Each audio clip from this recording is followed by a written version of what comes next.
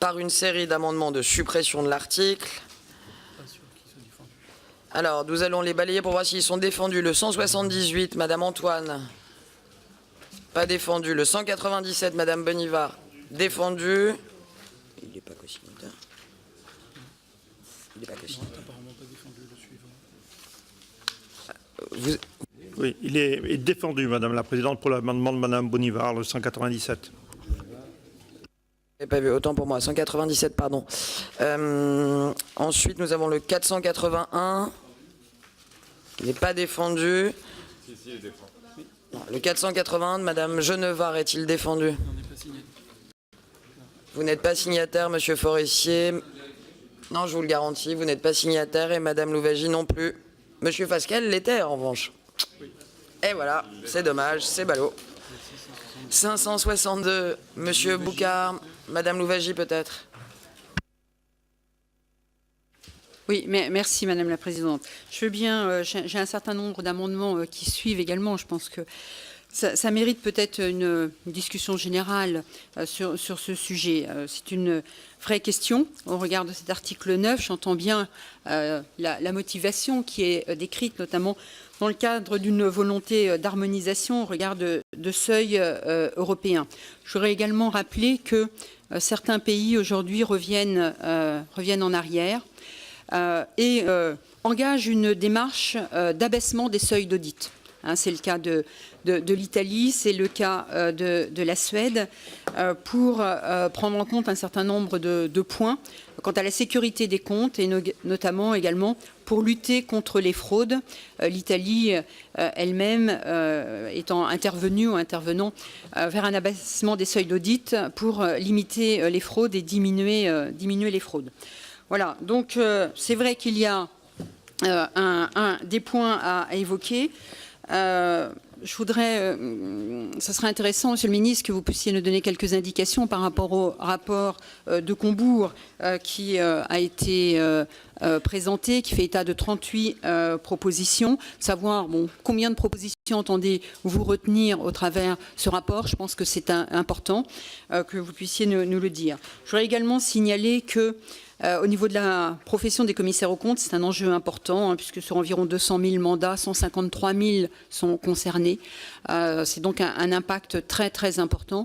Et il faut également que vous puissiez nous dire, Monsieur le Ministre, comment vous entendez accompagner la profession, qui est d'accord, je pense, pour passer dans une logique d'obligation et une logique de volontariat. Mais il doit y avoir un accompagnement. On ne peut pas laisser une profession de cette nature qui rend un véritable service public, qui participe à la qualité des comptes, qui est un élément important que nous défendons les uns et les autres, qui participe également à la diminution des fraudes. Nous allons entamer d'ici quelques jours, à partir du 17 septembre, en séance, l'examen du projet de loi sur les fraudes.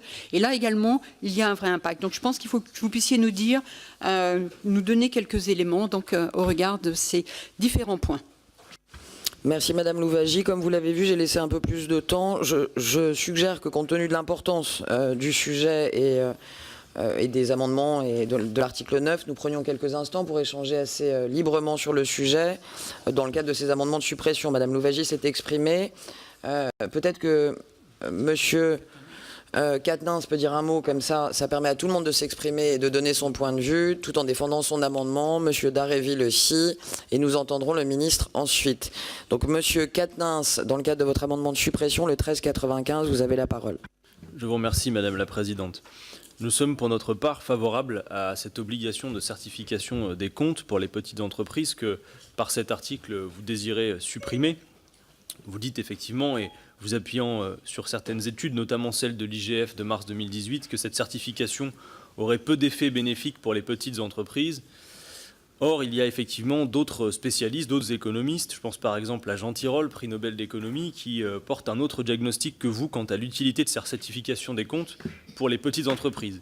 Il établit, je vais le citer, que quand on compare ce qui est comparable, les PME certifiées subissent 40% de moins de procédures collectives et vont 2 fois moins en liquidation que la moyenne des PME. Elles connaissent une croissance supérieure, enregistrent de moindres délais de règlement et affichent une meilleure trésorerie. Phénomène remarquable, l'écart positif de rentabilité pour les PME certifiées est d'autant plus important qu'elles sont petites. Ces constats devraient conduire à la proposition d'étendre l'obligation de contrôle et non de la restreindre. On peut également comparer ce qui se fait dans les pays étrangers. La Suède sert souvent de modèle, l'Italie qui peut être comparée à la France dans la mesure où la part des petites entreprises est comparable, sont revenus à des seuils inférieurs au seuil français après le bilan négatif d'un amoindrissement des contrôles. Cela augmente aussi les risques en matière de petits abus, de biens sociaux, de fraude fiscale, de travail au noir, de blanchiment d'argent, etc. et risque d'affaiblir les petites entreprises face aux banques qui ne remplissent déjà pas toujours leur rôle en matière de financement. Enfin, cela risque de produire un effet de seuil important, justement, alors que le gouvernement, en nous présentant cette loi Pacte, utilise cet argument pour supprimer certains effets de seuil. Il est bien plus lourd pour une société d'avoir une comptabilité en règle que de respecter certains seuils sociaux. Merci, Monsieur Quatennens. Monsieur Potier, pour votre amendement, le 21-27, s'il vous plaît. Oui, merci Madame la Présidente. Donc cet article vise notamment à fixer des seuils de certification obligatoire des comptes sur la base des niveaux retenus par la directive européenne. Or, les seuils français actuels sont beaucoup plus bas que ceux prévus par la réglementation européenne et varient selon la nature juridique des entités et leur appartenance ou non à un groupe. Donc il nous semble que cet article pose un certain nombre de difficultés et que ce choix paraît à contretemps, notamment compte tenu des retours d'expérience que mon collègue évoquait à l'instant de la Suède, du Danemark et de l'Italie, qui ont vu une érosion de leur base fiscale et une augmentation de la fraude, au point que ces États envisagent de revenir à des seuils plus faibles. Il faut ensuite également noter que la rétraction du réseau d'audit au niveau des seuils européens laisserait 345 milliards d'euros de chiffre d'affaires sans contrôle, d'après la Compagnie nationale des commissaires aux comptes, ce qui représente quasiment l'équivalent du budget de l'État. Le coût moyen pour les petites entreprises de la certification des comptes demeure pourtant raisonnable, donc ce choix nous paraît peu justifié au regard de ce coût modéré. Nous proposons donc la suppression de cet article, même si nous pensons qu'une réforme ambitieuse des missions des commissaires aux comptes pourrait être envisagée, notamment sous le prisme de la responsabilité sociale des entreprises, qui intégrerait pleinement des dimensions économiques, sociales et environnementales, ainsi que de leurs externalités. Je vous remercie. Y a-t-il d'autres personnes qui souhaitent prendre la parole sur ce sujet important? Monsieur De Courson. Il y a un problème qui n'a pas encore été évoqué dans les interventions, qui est l'incidence sur les recettes de l'État. Car c'est vrai que quand on compare les taux de redressement des entreprises ayant un commissaire aux comptes de celles qui n'en ont pas, eh bien, il y a un écart. Et donc, non, l'étude de l'inspection des finances est complètement biaisée. Elle est complètement biaisée. Bien. Et donc, c'est d'ailleurs un des collègues qui l'évoquait. Et donc, dire que la suppression du commissaire aux comptes n'aura aucune incidence sur les recettes de l'État, ce n'est pas exact. Les commissaires aux comptes, pour ceux qui connaissent un peu ce métier, ont un rôle, pas simplement de certification des comptes, ils ont souvent un rôle aussi de conseil et d'éviter un certain nombre d'erreurs et qu'elles soient redressées avant qu'ils ne certifient les comptes. Et donc, moi, je pense que le gouvernement va trop vite dans cette affaire. La conséquence, si on vote le texte en l'état, c'est qu'il y aura grosso modo un tiers de licenciements, c'est-à-dire de l'ordre de 4 000, 4 500. Bah, bien sûr que si, ma chère collègue. Bon. Si l'ensemble des entités qui ne sont plus soumises au commissariat aux comptes ne gardent pas de commissaire aux comptes, c'est l'hypothèse maximale, c'est 4 500. Alors, on pourrait dire, une partie des personnes qui ont des commissaires aux comptes, même si elles ne sont pas obligées, peuvent les conserver. Bien. Quelle est cette proportion? Si vous prenez même la moitié, ça fait 2000, 2500. Bon. Et ça va frapper surtout les petits cabinets de province.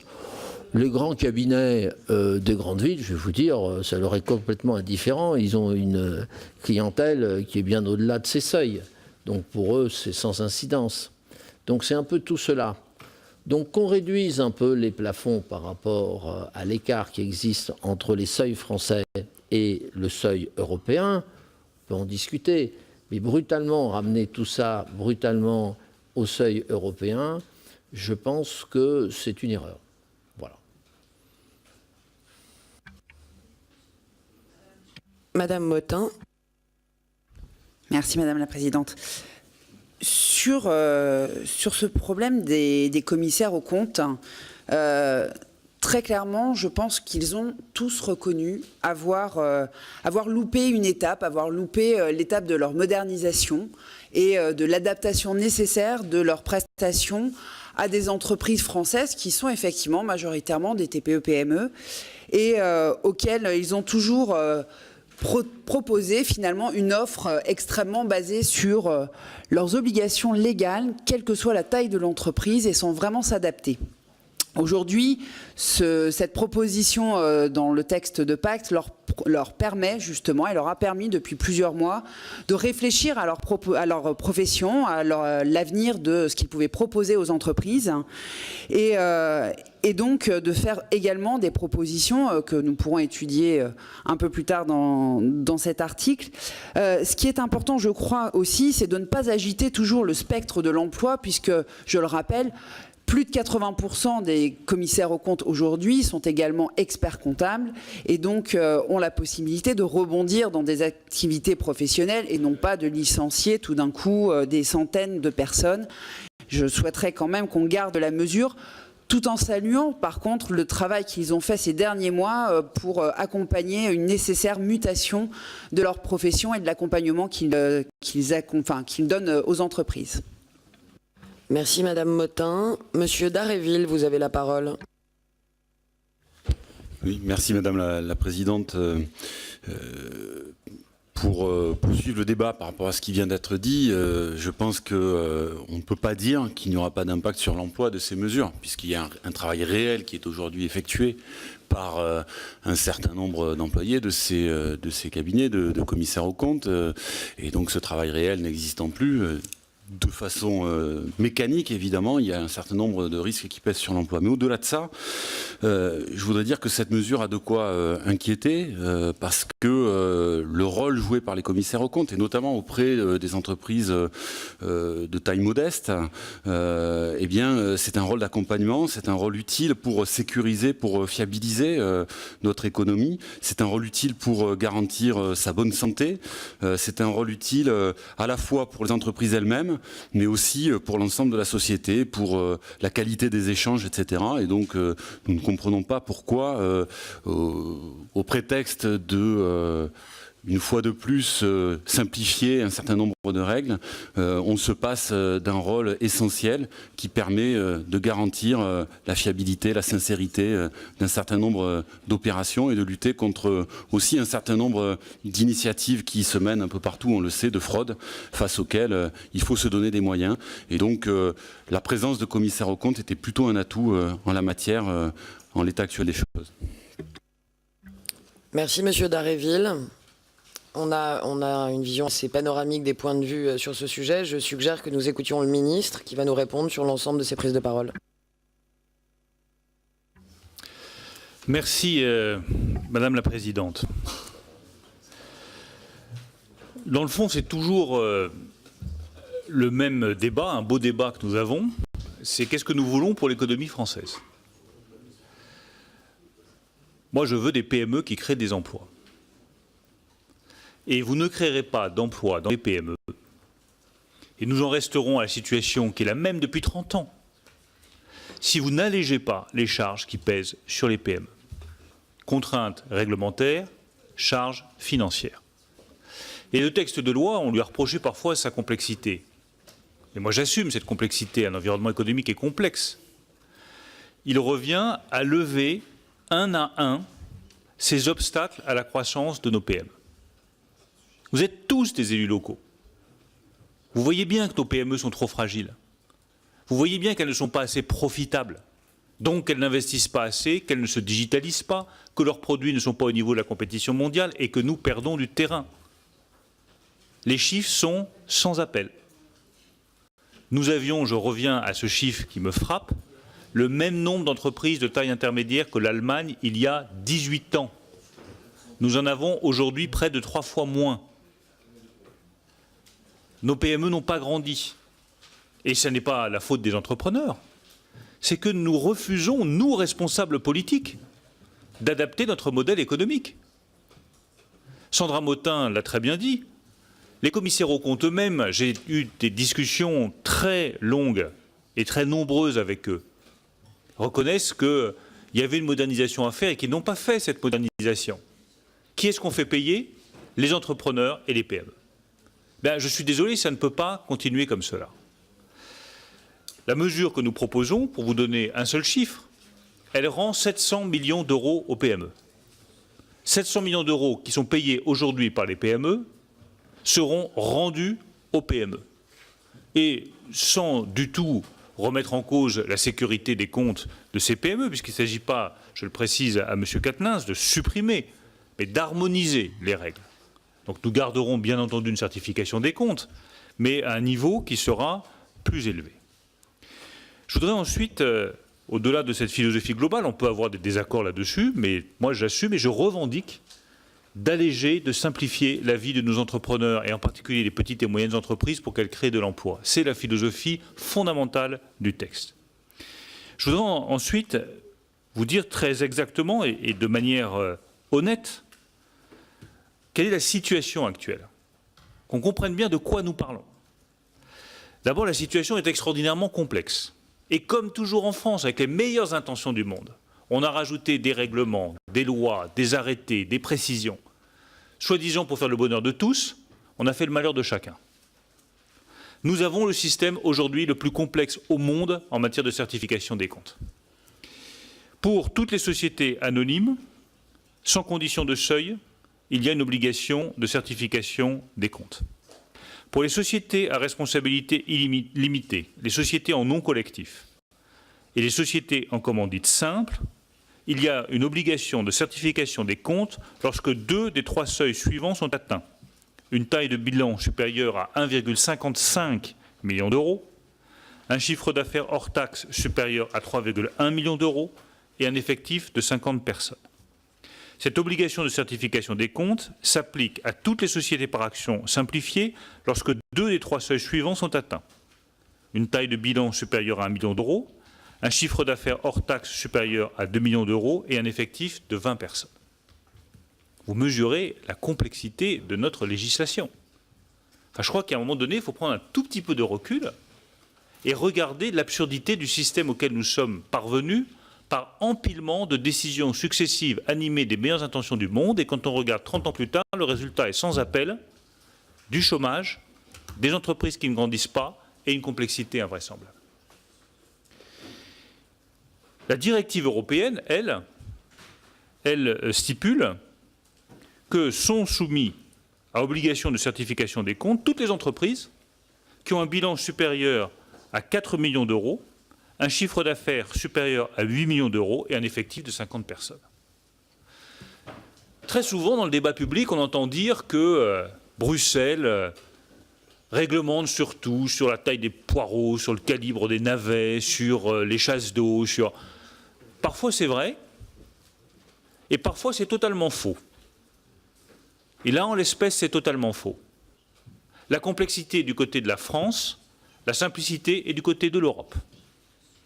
Eh bien, moi, je souhaite tout simplement que nous adoptions cette simplicité et que nous renoncions à cette complexité administrative française qui, je n'hésite pas à le dire, tue nos PME et tue l'esprit d'entreprise. Ces seuils, par ailleurs, il est possible d'y déroger vers le haut. Et vous citez la Suède, qui avait remonté les seuils. Il y a un débat effectivement en cours dans ce pays, mais pour l'instant, aucune décision n'a été prise sur le fait de rabaisser ou de changer les seuils. Mais par rapport à cette directive européenne, qui a le mérite de la simplicité et de la lisibilité, certains États ont décidé d'aller plus loin. L'Allemagne, l'Autriche, les Pays-Bas, le Royaume-Uni, je n'oserais pas dire les pays qui ont aujourd'hui le niveau de chômage le plus faible en Europe, mais il se trouve que c'est le cas, ont décidé d'utiliser l'option dérogatoire de la directive pour élever le seuil de chiffre d'affaires et l'ont passé de 8 millions d'euros à 12 millions d'euros. Donc j'aimerais vraiment qu'on ait ces chiffres-là en tête. Nos principaux compétiteurs en Europe, ceux qui rivalisent le plus avec nous en termes de commerce extérieur, de vente de leurs produits et de dynamisme économique, peuvent avoir un chiffre d'affaires d'obligation de certification des comptes de 12 millions d'euros, là où nous pouvons avoir un seuil de 1,55 million d'euros. Mais on peut toujours faire la course avec des boulets aux pieds, mais il y a un moment donné, ça devient compliqué de gagner cette course. Il faut quand même qu'on se pose cette question, pourquoi est-ce que nous avons un niveau de croissance qui est systématiquement en dessous de nos partenaires européens? Et je crois qu'il est utile dans le débat que nous avons sur Pacte qu'on aille au fond des choses et qu'on regarde les chiffres et la réalité des choses. On peut toujours faire de grands discours à la radio, à la télévision, mais à un moment donné, il faut regarder la manière la plus crue, puis après on fait des choix politiques et chacun des choix sont respectables. Mais il faut expliquer aux Français pourquoi nous en sommes là. Ces seuils, ils ont un coût. Le coût, il est de 5 511 € pour toute entreprise sous les seuils européens soumis à une obligation de certification des comptes. 5 511 €. C'est la moyenne. Pour certaines entreprises, ça va être 10 ou 12 000 €. Donc, je voudrais vraiment là aussi qu'on prenne le temps nécessaire pour avoir ce débat, parce qu'on peut toujours se plaindre de la faiblesse de la croissance française.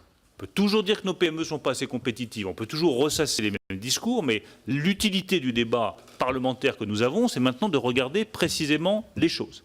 Moi, je ne veux plus que les PME payent en moyenne 5 511 € parce qu'elles sont soumises à des seuils de certification qui sont 7 à 8 fois plus stricts que ceux de leurs concurrents européens. Ils ne peuvent pas rivaliser dans ces conditions-là. Alors ensuite, on me dit, mais dans la qualité des comptes des entreprises, ça change beaucoup en fonction de la certification. Ce n'est pas ce que nous dit l'analyse des redressements fiscaux opérés par la Direction générale des finances publiques.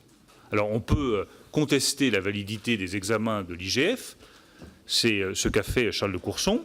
Moi, je n'ai pas d'autres éléments à ma disposition. La DGFiP a établi de manière très précise que le nombre de redressements fiscaux opérés pour des motifs d'inexactitude comptable ne varie pas significativement en fonction du franchissement du seuil. Juste au-dessus, juste au-dessous des seuils, il n'y a pas de différence majeure dans la qualité des comptes des entreprises. Et j'ai entendu parfois cet argument que je voudrais tout de suite écarter d'un revers de main, je ne l'ai pas entendu dans cette salle, mais je l'ai entendu dans les discussions que j'ai eues, que nous serions un pays latin pas respectueux des règles et que dans le fond, on aurait vocation, voire tendance à tricher. Désolé, ce n'est pas ce que disent l'administration fiscale et les responsables de cette administration. S'agissant de l'accès des entreprises au financement, c'est un des arguments qui a été employé aussi, pardon d'être un peu long, mais je crois que c'est utile qu'on aille au fond du sujet. On me dit que le fait d'avoir des comptes certifiés vous permet d'avoir accès plus facilement à des facilités bancaires et à du crédit bancaire. Donc je suis allé étudier les cotations FIBEN de la Banque de France pour vérifier si effectivement dans les cotations FIBEN de la Banque de France, il y avait une différence importante suivant que vous étiez certifié par un CAC ou pas certifié. Il n'y a pas de différence majeure.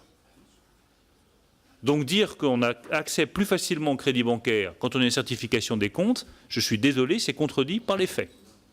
Allez voir la cotation FIBEN de la Banque de France. Donc tous ces éléments-là, la complexité, le coût, la différence de compétitivité par rapport à nos partenaires européens, nous ont amenés à faire cette proposition de réforme des seuils d'audit légal pour nous ajuster sur les seuils européens. Les commissaires aux comptes nous ont dit tout cela est beaucoup trop brutal pour nous. Et le rapport de l'IGF est trop brutal. Moi, j'aurais pu là aussi écarter ça d'un revers de main et dire écoutez, il y a le rapport de l'IGF, circulé, il n'y a rien à voir. Ce n'est pas la méthode qui a été la mienne. J'ai vu à plusieurs reprises les commissaires aux comptes. Je verrai leurs représentants d'ailleurs à nouveau à l'heure du déjeuner. Et j'ai demandé un deuxième rapport.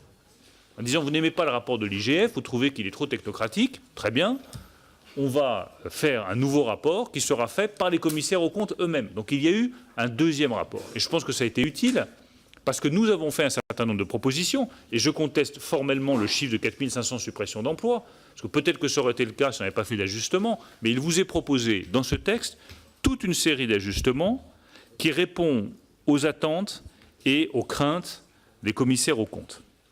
Je les mentionne rapidement sur la base du rapport qui a été remis par Patrick de Combourg il y a quelques semaines.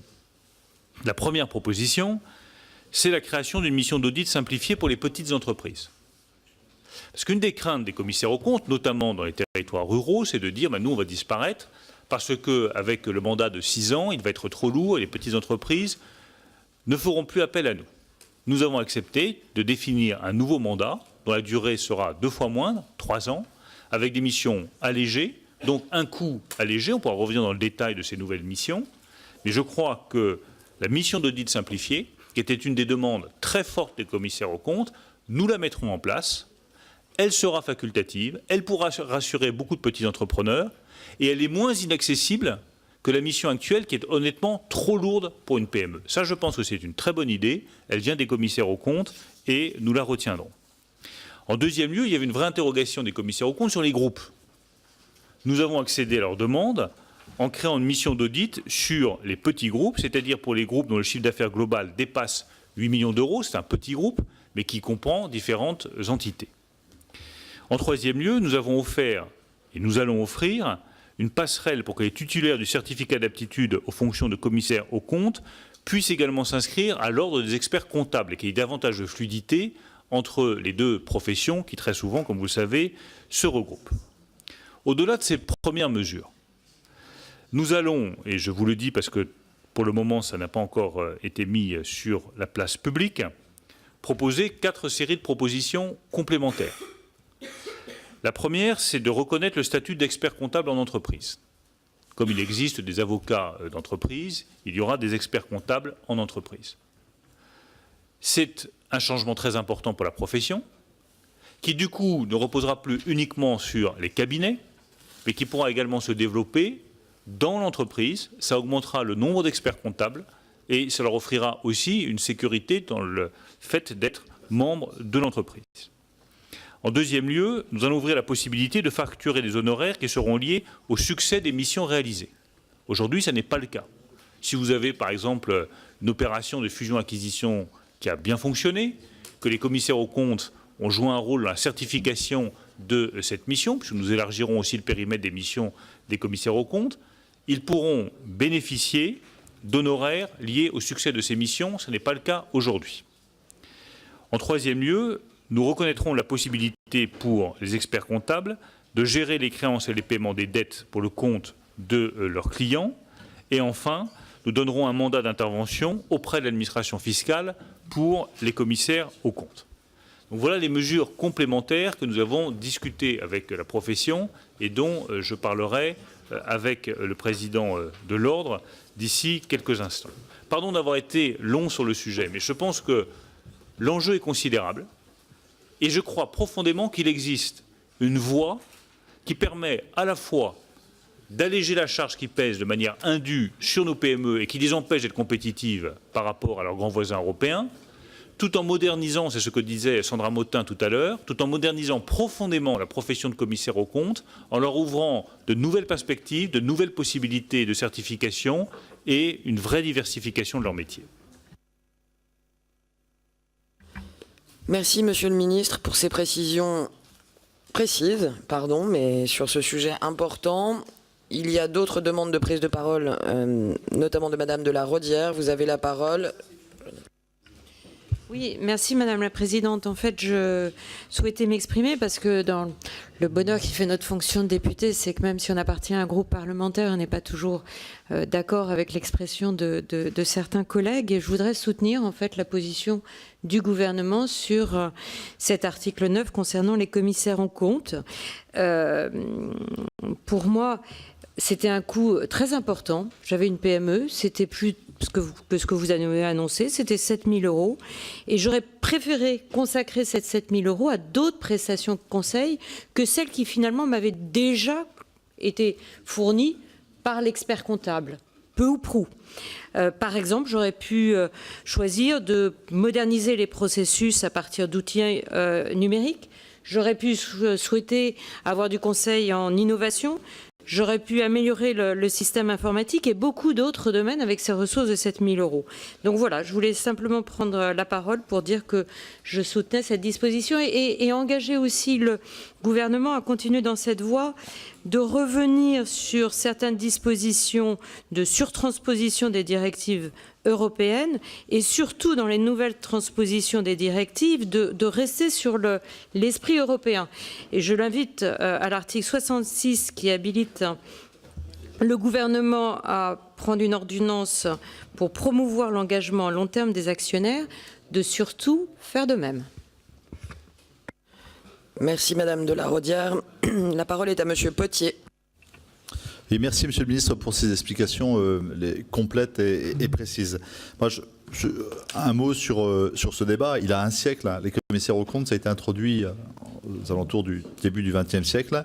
Ça a été une grande controverse pour l'école libérale. C'était une atteinte à la liberté des entreprises, introspectif, etc. C'est au contraire un facteur de prospérité parce que ça a créé un contexte de loyauté dans les échanges. Nous faisons nôtre, à Nouvelle Gauche, votre proposition d'un système d'un produit allégé pour les petites entreprises qui correspondrait à un rapport qualité-prix qui soit plus adapté. Mais nous restons dubitatifs, à l'instar de Charles de Courson et des collègues de la France Insoumise ou du groupe GDR, sur le risque d'érosion fiscale. La controverse subsiste, notamment au regard de ce que nous observons dans d'autres pays du nord de l'Europe. Et enfin, s'il y a une mission et un dialogue qui se poursuit, je demande à ce qu'on intègre la question de la RSE, de l'externalité, dans des modalités très simples, pas d'usine à gaz, mais que cette question, en dehors de la réalité économique, c'est la réalité de l'impact social et environnemental, vienne enrichir à même coût ou à coût inférieur, parce qu'il y avait de la marge, tout le monde l'a admis, hein, la prestation de ce regard extérieur sur les entreprises. Voilà ce que je voulais vous dire à ce stade. Merci Monsieur Potier. Madame Louwagie, vous avez demandé la parole.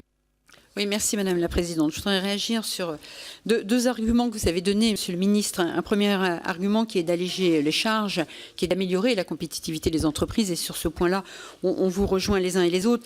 Mais je dirais que le gouvernement est contradictoire, puisqu'à un moment donné où vous proposez effectivement de diminuer les charges des entreprises en supprimant cette obligation d'avoir recours à un commissaire aux comptes pour certaines entreprises, le gouvernement met en place le prélèvement à la source qui va coûter 400 millions d'euros chaque année aux entreprises, à ajouter donc à l'investissement initial qui est de 600 millions d'euros. Voilà, donc je trouve ça un petit peu contradictoire. Le deuxième argument que vous soulevez, c'est renoncer à la complexité. Vous avez évoqué les différents seuils, et là je vous rejoins, effectivement, ça n'est pas forcément lisible. Mais je pense que la profession regrette bien évidemment cette décision, mais l'a pris en compte et a participé à la réflexion pour assumer une transition. Je crois qu'on ne peut pas laisser une profession qui a œuvré pour l'intérêt général, qui s'est mis à jour, qui s'est adaptée. Et là, je voudrais réagir sur les propos de Madame Motin quand vous disiez que les commissaires aux comptes avaient raté finalement le pas par une absence d'adaptation. Non, c'est faux. Il y a eu énormément d'adaptations sur ces 10 dernières années.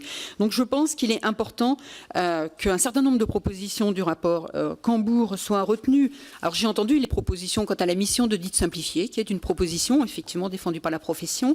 La situation des filiales, je suis heureuse que vous l'avez entendu, parce que c'est dans les filiales qu'on trouve toutes les difficultés qui peuvent exister. Au demeurant, bon, ça fait, je dirais que le compte n'y est pas beaucoup, parce que ça fait 2 propositions sur les 38 du rapport Cambourg, parce que les propositions que vous évoquez, l'expert comptable en entreprise, les honoraires succès, la possibilité de gérer les créances et les dettes pour les clients, cela concerne les experts comptables. Hein. Donc je pense qu'on a bien 2 métiers différents. Et finalement, bon, le compte n'y est pas vraiment, parce qu'il n'y a que 2 propositions de retenue. Merci Madame Louwagie. Monsieur Quatennens, vous avez la parole.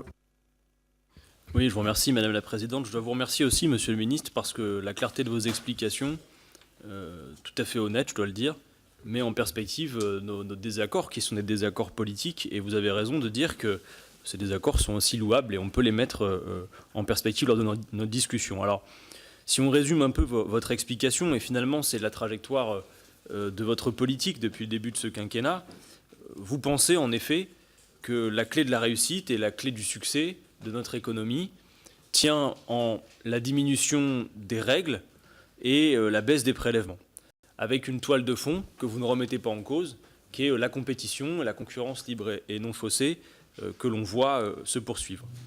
Nous pensons à l'inverse, et nous ne confondons pas d'ailleurs, je le précise, les grosses entreprises et les PME. On sait que les secondes subissent souvent l'écosystème imposé par les premières.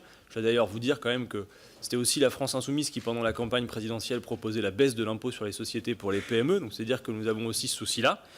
Mais nous pensons que vous focalisez davantage sur des problèmes microéconomiques et ne voyez pas que l'enjeu se situe au niveau macroéconomique. Nous pensons que c'est finalement les carnets de commandes qui vont être plus porteurs de la relance de l'activité que le droit du travail ou que les règles que vous appelez à assouplir.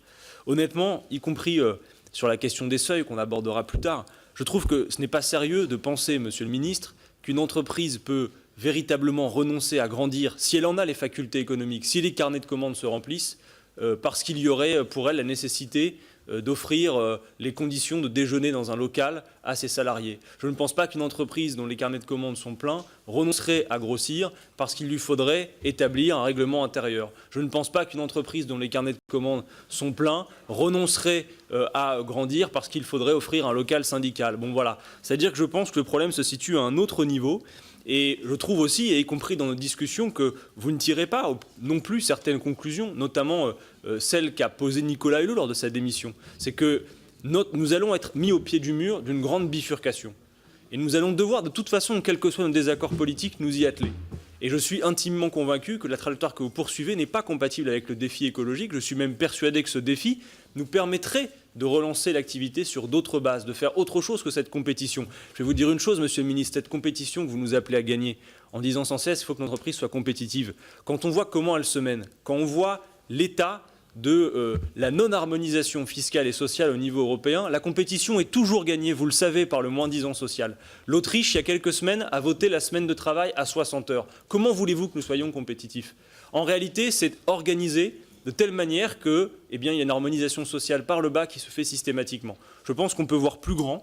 Je pense que la France est un grand pays, que nous avons des capacités, y compris économiques, des savoir-faire, et que nous pourrions faire autre chose que cette politique rabougrie. Et l'investissement public, vous dites souvent la baisse des dépenses publiques, l'investissement public, vous le savez, c'est aussi sans doute la clé. Le FMI lui-même nous explique par l'effet du multiplicateur que parfois, effectivement, l'investissement public peut provoquer un choc dans le pays positif pour l'économie. Bref, moi j'aimerais que nous puissions élargir la focale. Je ne crois pas que ce soit simplement ces petites règles qui véritablement freinent l'activité de notre pays. Vous l'aurez compris, Monsieur le Ministre. Je ne voudrais pas qu'on vous laisse un temps de parole qui soit moins rabougri qu'aux autres. Et donc, je me permets d'arrêter puisque l'expression a été large et complète. Je propose, si vous êtes d'accord, de donner la parole à Monsieur Mattei et ensuite de permettre à Monsieur le maire, le ministre, de répondre à l'ensemble des réactions. Il y a déjà beaucoup de réactions, Monsieur de Courson. On va prendre Monsieur Mattei, on va écouter Monsieur le maire et je pense qu'on va juste passer au vote sur ces amendements de suppression. On poursuit le travail après une petite pause si vous en êtes d'accord. Monsieur Mattei, vous avez la parole. Bon, merci Madame la Présidente de me donner la parole. Non, moi je voudrais revenir sur ce qu'est un commissaire aux comptes par rapport aux entreprises. Moi j'ai eu l'occasion dans ma carrière de côtoyer les commissaires aux comptes, de voir ce qu'ils pouvaient apporter au niveau de l'entreprise. C'est vraiment un rôle particulier et à mon avis très, très positif, même pour une entreprise moyenne. Donc d'accord, j'ai entendu les arguments. Monsieur le ministre, vous avez été clair et effectivement vous avez fait ressortir certains problèmes et vous avez en quelque sorte répondu aux critiques qui pouvaient être faites dans différents domaines. Ça n'empêche que je pense qu'on passe à côté quand même d'un rôle d'un professionnel, je dirais responsable, mais qui a un rôle un peu particulier puisqu'il est à la fois nommé par les dirigeants, mais en même temps, il a une totale indépendance, et notamment dans le cas de procédures d'alerte, tout un processus qui peut aider et permettre soit la pérennité de l'entreprise, soit protéger les partenaires de l'entreprise. Donc je pense que c'est vrai qu'on raisonne en matière de seuil, mais quand même, leur mission était particulièrement utile. Et j'ai pu voir, moi, en 20 ans, 25 ans d'expérience professionnelle, voir l'évolution de cette profession, tous les contrôles qui sont mis en place, la qualité, je dirais, de leurs prestations. Donc, d'accord, on supprime les commissaires aux comptes dans beaucoup de PME, PMI, mais ça n'empêche qu'il y avait un rôle de tiers qui était important, et je trouve un peu dommage que l'on balaye comme ça tout un rôle important des commissaires aux comptes, qui n'était pas simplement de percevoir des honoraires. Je trouve que c'est un peu caricatural de limiter l'intervention du commissaire aux comptes à un montant d'honoraires. Ils apportaient plein de missions et qui étaient particulièrement pertinentes. Merci, Monsieur Mattei. Pardon. Monsieur le maire, vous avez la parole pour répondre à ces réactions. Merci beaucoup. Je voudrais, si je me répète un peu, me féliciter de la qualité du débat que nous avons. Je commencerai par remercier Laure de la Raudière pour l'exemple qu'elle a apporté, parce que je crois que c'est l'illustration la plus frappante des choix que nous avons à faire.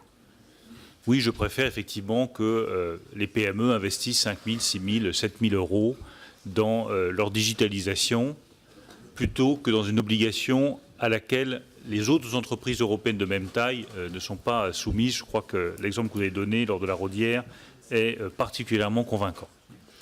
Je voudrais également rappeler à Madame Louwagie que nos propositions en faveur des experts comptables vont aussi bénéficier aux commissaires aux comptes, puisque 90% des commissaires aux comptes sont aussi experts comptables et que nous allons développer des passerelles entre les deux professions. Je pense que c'est un des éléments importants de la réforme que nous portons. Je voudrais également dire à Monsieur Potier que nous avons entendu les demandes sur les questions de RSE, puisque les commissaires aux comptes, non seulement vont pouvoir réaliser des audits en matière de RSE, ils le font déjà aujourd'hui, mais nous allons permettre le développement d'attestations ciblées qui vont, à mon avis, être utiles à la fois aux commissaires aux comptes et aux entreprises. Et je souhaite que ces attestations ciblées de conformité en matière d'engagement sur la RSE soient développées sur d'autres sujets. Je pense en particulier au cyber-risque et à la lutte contre la corruption. Donc ça, comme c'est un des enjeux majeurs, notamment le cyber-risque, donner ça aux commissaires aux comptes, ça leur ouvre des perspectives de développement qui me paraissent importantes. Enfin, Monsieur Quatennens, je pense que vous avez parfaitement posé le débat sur nos désaccords politiques. Et aussi, d'ailleurs, sur des vrais points d'accord, je tiens à le dire. Le désaccord politique, c'est qu'effectivement, moi, j'estime que la diminution d'un certain nombre de règles qui sont trop contraignantes par rapport à nos partenaires européens et l'allègement des charges et des prélèvements permettra à nos entreprises d'être plus compétitives et de réussir, et leur permettra donc, ça c'était votre objectif, d'augmenter leur carnet de commandes. Parce que si le carnet de commandes aujourd'hui n'est pas suffisamment fourni, c'est parce que nos produits n'intègrent pas assez d'innovation, ne sont pas technologiquement au niveau où ils devraient être, et n'ont pas le niveau de qualité qui devrait être requis. En revanche, il y a plusieurs points sur lesquels je vous rejoins. D'abord sur le local syndical, je rappelle que j'ai pris la décision de revenir sur le seuil de 250 et de laisser le seuil de 200. Et c'est un geste politique très fort que la majorité fait en direction des organisations syndicales, parce que nous avons entendu les critiques sur ce sujet. Je vous rejoins sur l'idée de la grande bifurcation écologique. Je pense que c'est un défi considérable.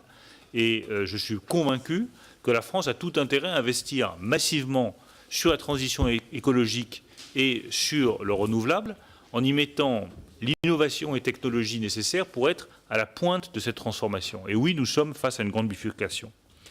Enfin, sur l'harmonisation fiscale et sociale européenne, je vous rejoins, mais je veux juste vous dire que moi, je livre le combat tous les jours là-dessus. Tous les jours, tous les jours, tous les jours.